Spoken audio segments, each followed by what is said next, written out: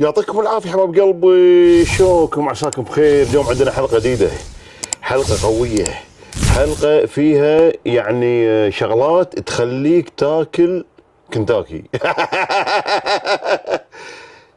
حلقه لازم فيها نفيش او شعر بنات او نفيش.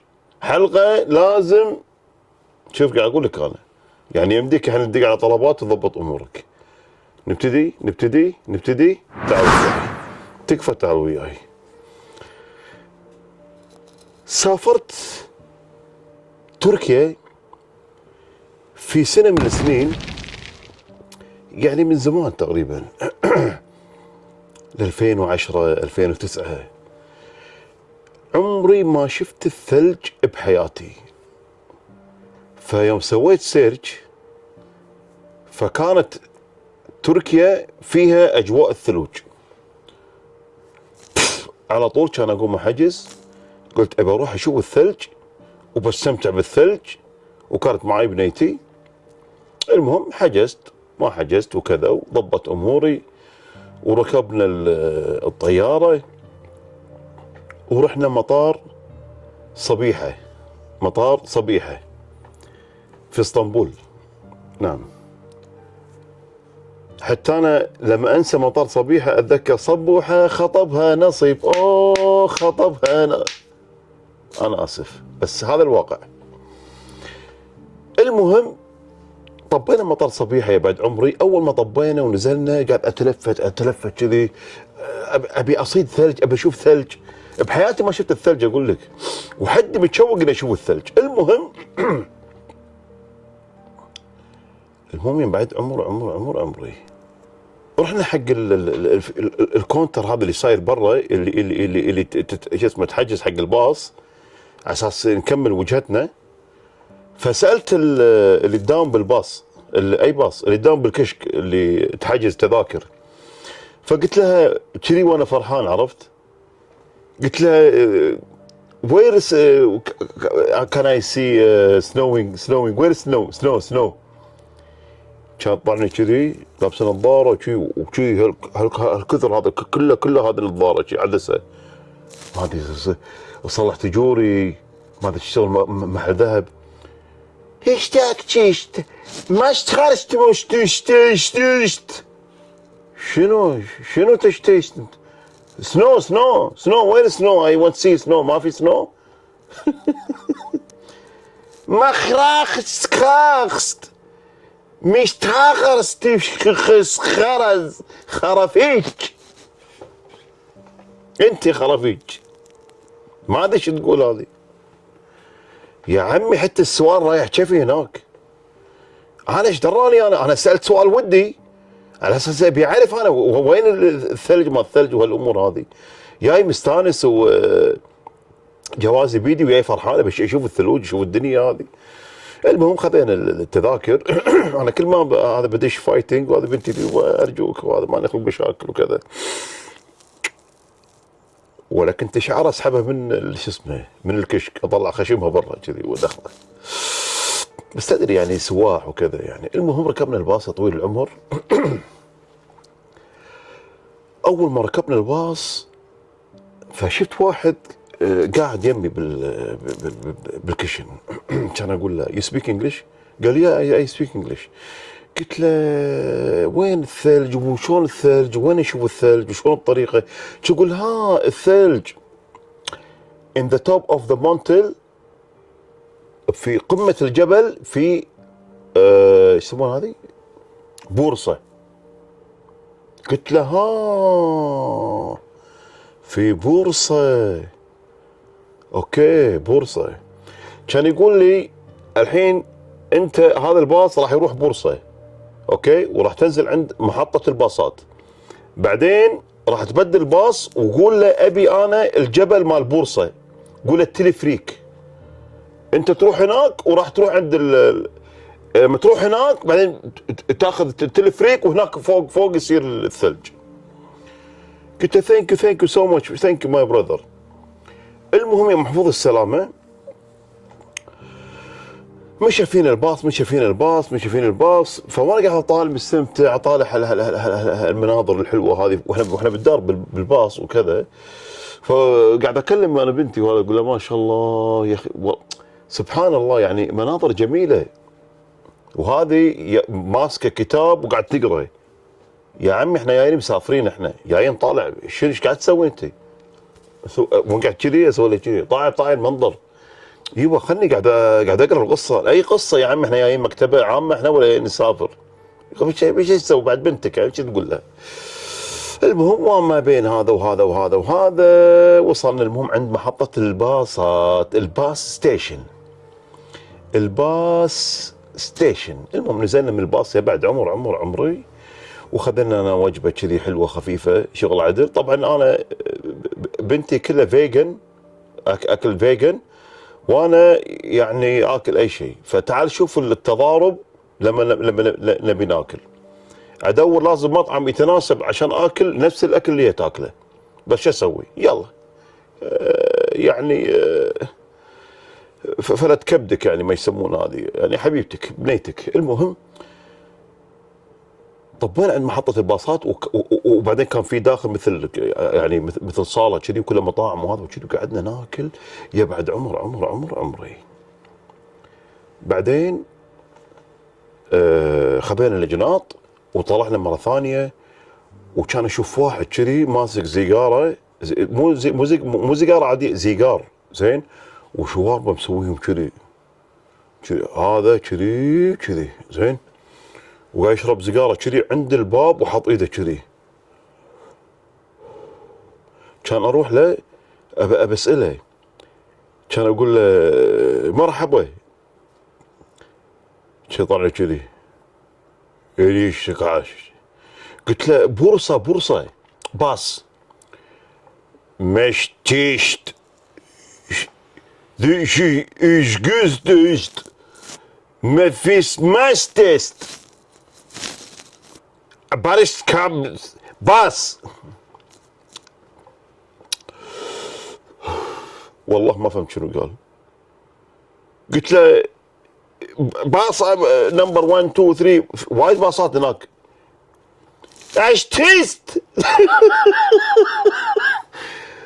عن ابو شكلك. قلت له لا تصرخ يا حمار، بس 4 باص اي واحد فيهم، مش تيست ما خرفيك اخ ميخ عربي. قلت له عربي سواك يا ابن يبقى تكفى، ما ناخذ مشاكل. كان اخليه وامشي عنه. الحين انا رايح دافع فلوس على تعالى، هذا هي والله العظيم شيء يسلبوا. الحين طالع واحد حرفنا يا عمي انا اروح تركيا وايد، روح مرشد سياحي انت ما ادري. المهم كان اروح المهم الباص، قلت له بورصه، قال لي بورصه. والله بزين هذا لو ياله من قبل. وقعدنا نص ساعه، كان اخذ الجناط ونقطهم بالباص، ونركب الباص على اساس يودينا عند بورصه اللي هو مكان الجبل هذا اللي يصعد له في التلفريك. المهم يا محفوظ السلامه، ورحنا على اساس نصعد في التلفريك ونوصل عند قمه الجبل. وصلنا المهم، طبعا انا جنطه وبنتي جنطه، اوكي، لكن تعال شوف انت المصيبه اللي انا ما عملت حسابها. طبعا الباص يوم وقف في مثل ما تقول صعده كذي صايره، يعني كذي صعده، يعني لازم نمشي كذي لفوق. هذا مو الجبل، هذا اللي يوديك حق الجبل. خوش. المهم يا بعد عمري، طبعا من امه يعني تاخذ جنطه بنتك وهذا، وانا جناط وبنتي معاي، وبنفس الوقت قاعد ادزها لان صعده وبالطو ما بالطو وكذا.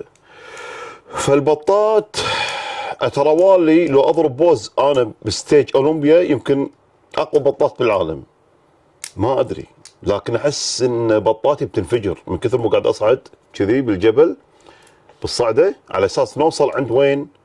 عند باب التذاكر. اللي نطلع منه التلفريك. المهم يا بعد عمري،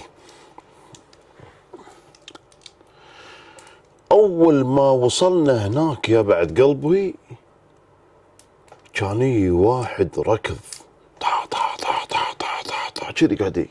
انا ما ابي استخدم المصباح، اخاف يشوش على المايك. طا طا طا ويركض يركض يركض يركض يركض، والبدله شي يسوي ورا البدله. حتى انا قاعد اسوي كذا ضالع، ما ادري هذا رايح حق منو ولا ترى جايني. ويلكم ويلكم ويلكم ويلكم. عربي؟ قلت له عربي. ومرحبا مرحبا مرحبا مرحبا، فرحان. ما بس وناسته هذه خلتني ما ارتاح له. يعني ايش حقه وايد فرحان يعني، ما ادري يعني ما ادري. المهم يا محفوظ السلامه، تلفريك؟ قلت له اي تلفريك؟ كذي وجهه تلفريك. قلت له تلفريك. شو يقول لي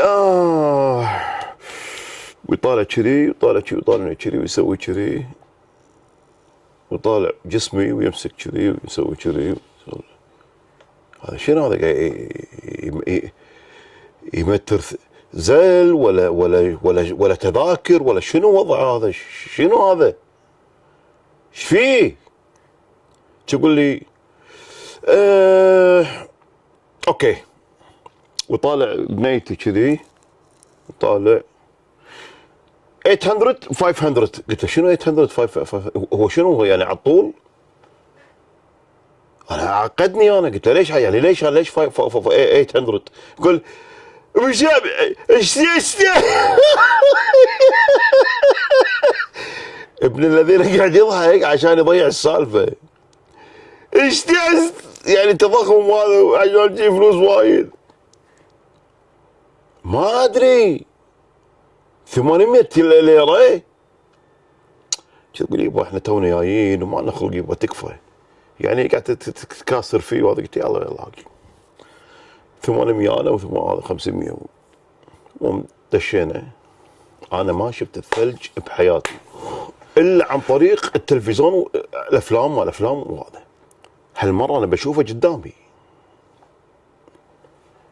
المهم دشينا، وقفنا عند الدور، كان التلفريك طق، كان يقول يلا اللي بعده. ركبنا انا ويا بنتي. المهم يا بعد عمري يقولون انه فوق في ثلج. حتى هو قال فوق في سنو. سنو.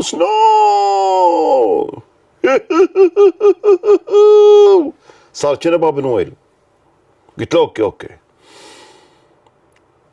صعد فينا التلفريك، وهو قاعد يصعد.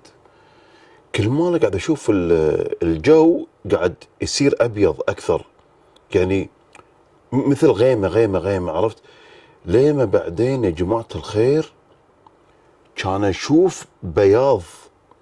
والله يا جماعه الخير ما انسى هالموقف. بياض كذي بياض. كان اطلع وجهي برا الدريشه هذه مالت التلفريك، ولا ثلج. قاعد يطقطق وجهي كذي. يا سلام. انتعشت وقسما بالله العظيم. وطالع الثلج تشك وانا مستانس اقول طايح الثلج. المهم راحت الغيمه، كان اشوف الدنيا كلها بيضة، الشير ابيض وما ادري شنو ابيض، واحنا قاعد نطلع بالتلفريك. واو وناسه ما شاء الله. تعال شوفوا كذا اسوي كذي. ولا هذه قاعد تبكي. انت شنو انت تقول لي انا بردانه شنو بردانه مو قادره بردانه. شنو بردانه؟ تعالي قوم شوف الثلج. ما اقدر. قاعد تصيح. انت جاي بتستانس ولا جاي تعابل انت بهلك؟ كان اقوم ابطل جنطه واطلع لها بالطو والبسها بالطو واخمطها كذي واقول لها تعالي بطالعي. كانت تقول لي اوكي. كانت تبطل كتاب تقعد تقرا. يرحم ابوك احنا جايين قاعد نطالع الدنيا الثلج، اي كتاب اي هذا. خليتها. يوم وصلنا قمه الجبل، الله. طبعا دخلنا مكان مثل صاله في مطاعم في كذا. يونا طبعا ركض هذول ملوت الجلافز، ملوت التسوس، ملوت القبعه، هذا لعبتهم عاد. يعني جايين خليجيين وكذا وهذا والدش بهالاجواء هذه، فلعبتهم، عرفت شلون؟ وشافوا بنتي انه بردانه، قالوا بس عدل، كانوا يقولون مرحبا مرحبا مرحبا مرحبا. عرفوا ان احنا عرب يعني. واللي طبعا يطلعون من العرب سوريين يعني، وفي ايضا من اتراك وكذا. فقالوا عندنا تسوس، عندنا هذا مال السنو كاب، عندنا الكذا، عندنا كذا، تعالوا شوفوا بالمحل وكذا. يعني عادي ان التسوس هذا او الجلافز هذا مال البرد هذا عادي تضرب فيه 3 دبلات. 500 كم؟ 500 لا قلت له 500 اوه 500 واي تو ماتش. 500 500 نو ثانك يو باي باي. اوكي كم تعال اوكي 400. قلت له لا مو 400 لا 400 وايد. هذا شنو؟ في وايد محلات هناك. يلا اوكي 300 ل 150. من 500 ل 150 ليره كان اشتري. وقبعه اخذت حق البنيه، وخذيت انا جلافز بعد وياها. المهم الحين انا راح الحين طبعا راح نطلع من الباب عشان نشوف الدنيا. لكن بنتي كذي، عرفت، من البروده وانا متحمس وهي تعبانه. يا ويلي، كان اقوم اطلب لها نسكافيه واقول لها قعدي شربي القهوه عشان هذا. جبت لها وجبه خفيفه كذي، كلت كل شيء تمام. تقول اوكي يبا الحين احسن. قلت له يلا. لبست التسوس، لبست هذا. وين الباب؟ كان اطلع من الباب. والله يا جماعه الخير، والثلج يطقطق بوجهك بكل مكان، والدنيا بيضة، وشيء خيال والله. شيء والله العظيم مزاج ما ادري منظر عمري ما انساه. وطالع لي هاللي يلعبون هني، واللي يطقون الشير يطيح ثلج، واللي اجواء جميله جدا جدا جدا، اللي لدرجه اني انا قاعد فيه شي سرحان وانا ماسك القهوه كذي. اقول لك حتى بالقهوه يدش ثلج خفيف. يا سلام وانا ما بين وهذا وكذي، وقاعد طالع الدنيا وقاعد اطالع وناسه. شوي وليني واحد هلو. قلت له هلو. كان يقول لي ابوريك شيء، انا او انا شو يو. ولا قاعد يصورني من بعيد بكاميرته، طا شيء وانا قاعد اسوي كذي، شيء وانا قاعد اسوي كذي، شيء وانا قاعد اسوي كذي، شيء وانا قاعد اسوي كذي شيء. ولا ضربني كم صوره. والله يا جماعه الخير راح اوريكم الصور اخر شو اسمه، اخر البوست، اي بوست، اخر الفيديو. راح اوريكم الصور كلها بشكل سريع عشان يعني اسوي ابديت على القصه. ولا ما اعطيني ضربات بالصور.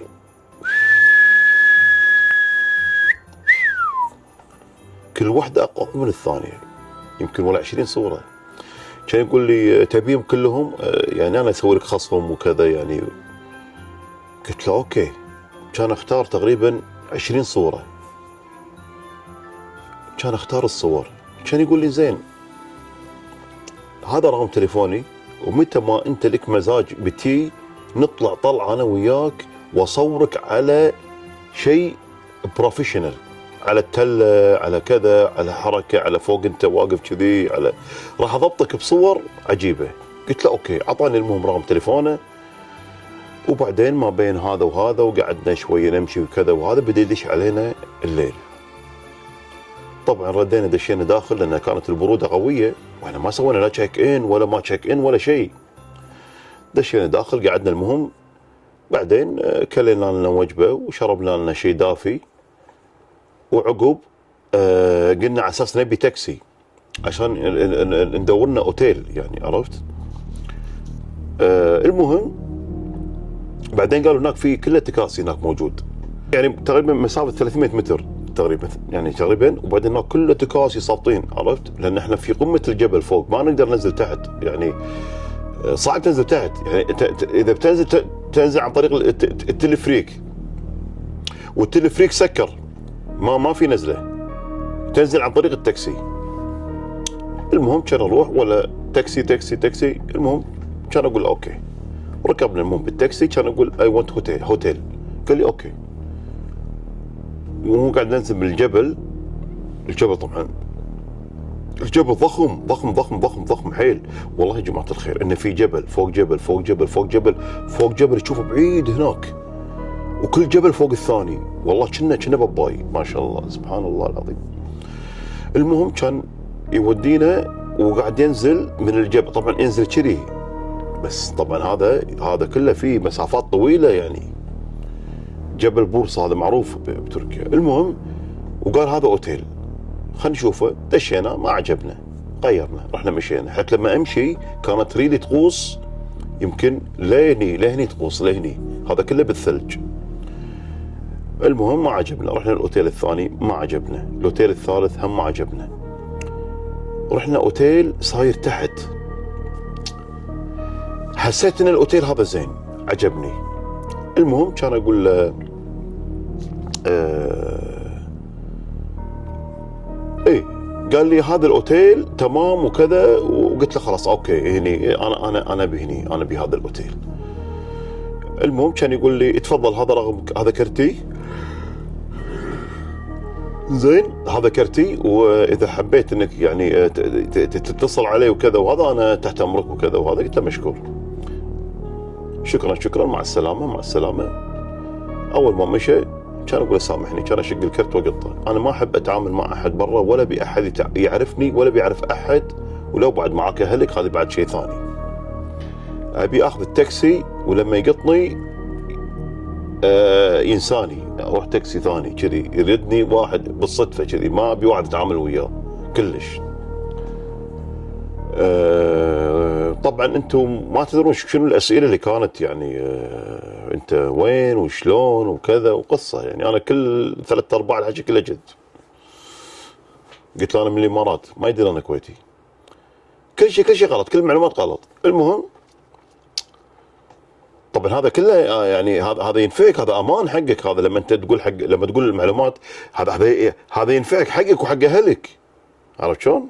طبعا اكيد انت ما راح تقول معلوماتك. المهم يا طويل العمر، صار من باكر كان اقول حق بنيتي يلا. المهم انزين الحين طبعا سويت التشيك ان بالاوتيل وكل شيء، وهذا اوتيل ممتاز كذا. المهم صار من باكر كان اقوم، وفي طبعا هناك ريستورانت وكذا بريكفاست، وخذيت معي جنطه وحطيت فيها موز داخل، وخذيت معي سناكات خفيفه كذي، وخذيت عدتي وشغلي. زين كليت كل شيء اوكي. المهم يا محفوظ السلامه، كان رحت الجبل مره ثانيه على اساس انه يعني شو اسمه اخذ لي هم بعد يعني جوله ثانيه بوقت ثاني وكذا، لان تدري اول يوم كنا تعبانين وكذا. المهم يا محفوظ السلامه، هني عاد تعال شوف القصه اللي صارت معي. طبعا انا رحت امنت على بنتي كل شيء اوكي وهذا تمام، وخذيت انا تاكسي ورحت. يا محفوظ السلامه، خذيت التاكسي، قلت له بورصه تلفريك، وداني عند باب التلفريك.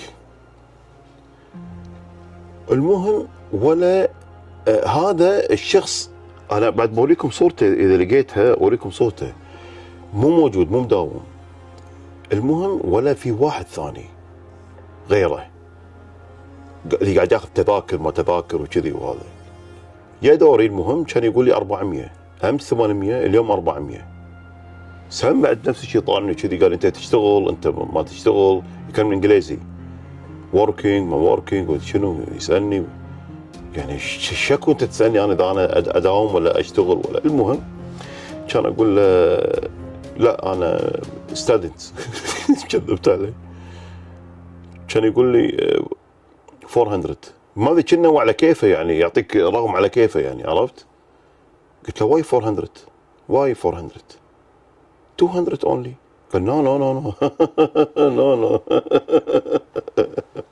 400 400 ماي فريند 400 400 400. انا طاق درب عشان برد على 200 هاك ممكن اعطيه. اعطيته. المهم صار بعدين انه شلون يوقفون جروب كذي، وكل ما يجروب يركبون بالتلفريك ويمشي ويلي بعده كذي، عرفت شلون؟ فصرت انا مع مجموعه من الناس عشان اركب يعني التلفريك. فيوم ركبت مع اثنين، كل واحد مع زوجته او ما ادري يعني، انا صرت وياهم اجباري يعني، عرفت شلون؟ هم قاعدين ازواج جنب بعض وانا قاعد بروحي. طلعوا هذول من العراق قاعد يسولفون ما ادري شنو، كان ايش حالات هاي المنظر وتخبل ما شوي اسمعهم يسولفون وهذا كذي.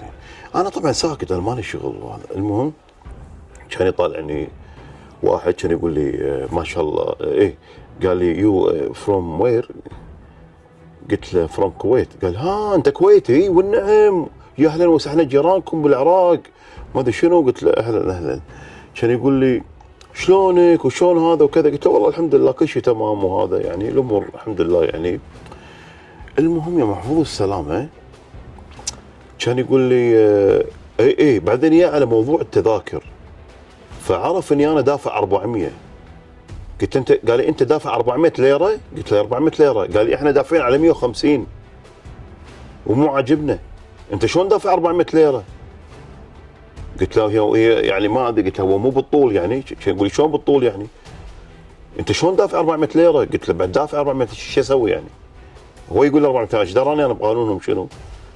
قال لي هذا كذب عليك، هذا كذب عليك، هذا قص عليك، طرقعه على عينه. قلت له ما ادري. يلا شو نسوي؟ وصلنا احنا وشربت مروقه وخلصنا. وصلنا فوق الجبل، نزلت من التلفريك يا جماعه الخير، كان طالع العالم وشي وطالع الدنيا. قلت هالمره بطلع انا سكي ما سكي وما هالامور هذه عشان يصير الاكشن عاد هني. اوكي. رحت المهم كان صف دور والعالم كذي عالم. المهم صف دور وياهم، ثلج يا جماعه الخير، ثلوج، وتشوف كلاب كذي يمرون يمك بيض كذي وثلج وشعور كذي، عرفت شلون؟ المهم وقفت انا ويا العالم، ولا وراي عائله هولنديه من هولندا. انا عرفت بعدين من هولندا يعني. فوانا واقف طول الوقت وقاعد الف وهو طالع العالم، كان طالع هذا واحد يعني مع عائلته اشباهه كذي اوروبي وكذي، وهذا قال لي ويلكم. قلت له ويلكم. يقول لي وين فروم؟ قلت له فروم كويت. قال اوه كويت. قال لي يا، قلت ايم فروم هولند. قلت اوه هولند، اي لايك هولند تو ماتش بيوتيفول. قال يا فلاورز. قال لي يا فلاور يا قاعد اسولف وياه وكذا وهذا. كان يقول لي انت يا بروحك؟ قلت له وياي وذ ماي اور فاميلي وكذا وهذا وقال ما ممتاز وكذا وزين وكذي. المهم قاعد يسولف وياي، كان يسوي كذي، طالع تحت كان يقول لي ماي فريند، كان يسوي كذي، كان طالع تحت كان يقول لي ولا في ورقه طايحه بالقاع، عباله ورقتي يعني، عباله مالتي انا طايحه. شوف ربك لما يعني الناس لما تنصب عليك والله سبحانه وتعالى يطلعك من حلو وجههم. شوف شلون يوم قال لي something it's fall from your، طاحت منك وشيء كذي. كان امسكها المهم كان اطالعها كذي، كان يقول لي، قال لي تيكت يور تيكت. قلت له ها؟ قال لي يور تيكت ذس وان يور تيكت. قلت له ماي تيكت؟ انا عندي انا شلون تيكت؟ انا متى قصيت؟ متى اخذت تذكره؟ انا اساس رايح ادفع تذكره. شو يقول لي تيكت. تدري كم التيكت هذه؟ سعرها 800 وشوي. والله يا جماعه الخير تيكت. شو يقول اعطه. انا قلت انا بروح عند الدريشه بعطيه التيكت هذه، اذا ما قال لي شيء اوكي، اذا قال لي شيء بدفع. امس مدفعيني 800 واليوم مدفعيني 400. المهم نكست كان يجي دوري، كان يقول لي اوكي، كان اعطيه التكت، كان يطالعها كذي، كان يطق عليه ختم يعطيني وادش داخل. المهم ركبت، المهم شو اسمه ايه الجيت سكي. هو السكي هو هذا مال الثلج، عرفتوا؟ طبعا هو قال لي ما عندك مانع اذا ولدي يركب معك، احنا كلنا نطلع جروب مع بعض كذي وهذا. ولانهم ما عندهم طريقه، لا ايه، لان هناك لازم اثنين اقل شيء، ما يصير واحد يسوق بروحه يعني سكي وهذا، الا في يعني بقصوى يعني امور كذي يعني تستدعي الامر، يعني بحالات استثنائيه وكذا يعني. فقال لي ما تمانع ان يركب معك ولدي؟ قلت له ما في مشكله. فركب معي ولده، وصارت الرحله هني وايد وناسه. انا طبعا قاعد اسوق، فقمت خليته ايش يسوي؟ خليته يصورني، عندي هذا السيلفي، وخليته يصورني، استفدت منه. خليته يصورني ما ادري شنو وهذا، وكلاب يلحقونا واحنا بالدرب كذي وهذا. ولا اللي قدام واحد قاعد يعني شلون قاعد بويهنا كذي، وبيده كاميرا وقاعد يصور، قاعد يصورني انا ويصور الناس ويصور، عرفت شلون؟ اثر هذا اللي قاعد يصورك يضربك صور قويه، بعدين يقول لك اخر شيء راح اقول لكم انا بعدين. المهم احنا قاعد نمشي بالطريق، فهم تعليمات انه لا تعر عن الطريق او عن الياده، لان هني هني هذا مو مخصص حق السكي، هني ثلج عميق، خليك على الطريق نفسه. المهم فكانوا في عائله قدام، هذه العائله الظاهر انحرفوا عن الطريق، فدشوا شوي بالثلج داخل، طب كان يطبعون داخل. وقفنا اوب اوب اوب اوب اوب اوب اوب اوب، وقفنا. ولا مسكين واحد وزوجته حتى يطلع من الكويت، مسكين واحد ريله كذي، وهذيك مسكينه جوتيه كذي وملفحه كذي صاير. سحبناهم طلعناهم، كانوا تحت كلش، يا الله تشوفهم ثلج عميق. ويصرخ عليهم انتم ما قلنا لكم انتم شلون هذا امشوا ويانا لا تروحوا مني ومني وهذا. هناكم طريقتهم لما يكلمونك فيهم دفاشه. حتى انا يوم كلموني ايش قاعد يقول لي؟ يقول انت جسمك زين، انت ليش ما تيجي؟ كم تعال ساعدنا، ايش حق انت وهذا شيء. كنا اشتغل عنده انا، بس طبعا انا الله ما لي مشاكل، انت تعرف انت تروح هناك تستانس وهذا، معك اهلك ومعك كذا وهذا، ما تسوي تصير هوشه ولا ما كذا. يوم رحنا اخر شيء داخل، وصار مكان مفتوح على فيو حلو، صوب شير خفيف، وكان عند الغروب كذي شويه، وقعدنا نصور، وما بين هالكلاب تيموا علينا، وقعدنا نطالع هالكلاب، وكانت الاجواء دمار ديناميتي، والله دمار ديناميتي. وكان يمرون فوقنا تلفريكات يروحون ويردون، يعني مكان قوي. والحين انا بجيب الصور وبوريكم الصور عشان تشوفون الاجواء اللي انا تكلمت عنها. خليك وياي. والحين تعالوا خلينا اوريكم الصور اللي التقطتها وانا كنت في جبل بورصة. طبعا هذه الصورة هذه كنت اول ما وصلت الجبل فوق، والتقطني في هذه الصورة. هذه كانت عند قمة الجبل.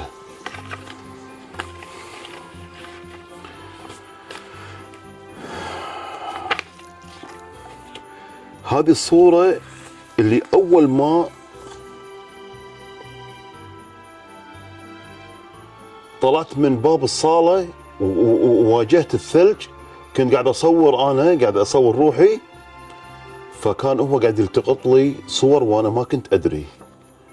شوفوا شلون جميلة الصورة، جميلة. زين، الرحلة الثانية اللي رحت لها أنا من باكر طبعا انا اول شيء بوريكم يعني بالدور عشان يعني يكون الشيء مرتب. اوكي خليك وياي. طبعا هذا الشخص اللي ركب معاي كاهو، هذا الشخص اللي ركب معاي، خليه يسوي زوم بس. هذا هو.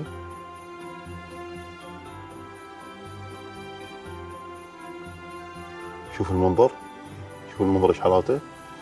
وكان قاعد يصورني بالسيلفي شو اسمه، وكنا رايحين طالعين هني جروب ورا بعض.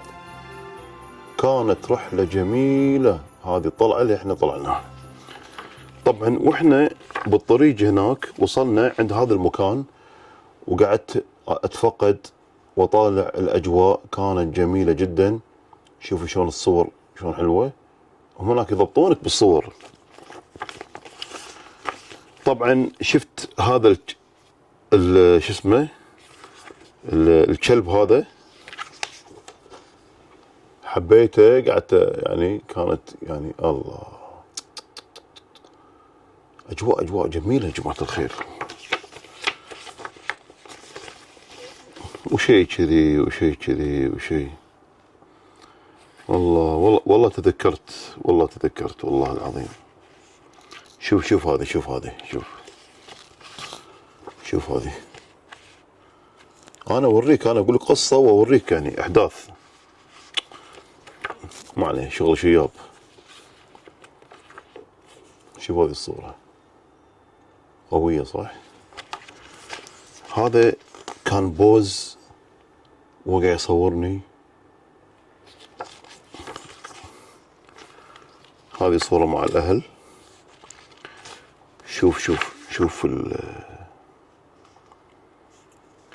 أنا هني كنت غلطان بشغلة. شوف شنو لابس، هذا الجوتي خام، يعني شرب الثلج، وريلي قسما بالله العظيم ما كنت أحس فيها، والله ما كنت حاطها يم الدفاية يعني لدرجة إني قمت أخاف.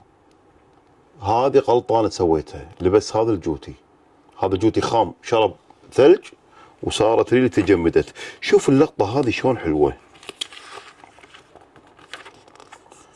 شوف اللقطة هذه شلون حلوة، يا سلام. شوفوا شلون حلوة في على تلة فوق، شوف شلون حلوة، يا سلام. كينج الصورة هذه. الحين بوريك العائلة الهولندية اللي أنا صورت وياهم. هذه العائلة الهولندية، هذه العائلة الهولندية اللي صورت وياهم، أذكرهم والله العظيم. من الصور الجميلة اللي التقطتها هذه، شو ايش حركها. وعندك هذه الصورة بعد، عندك هاي الصورة. شو الصورة هذه، شوف هذه صورة جميلة جدا. وهذه بعد عندك، وهذه من أحلى الصور أيضا، حبيتها، قوية صح. وعندك هذه بعد،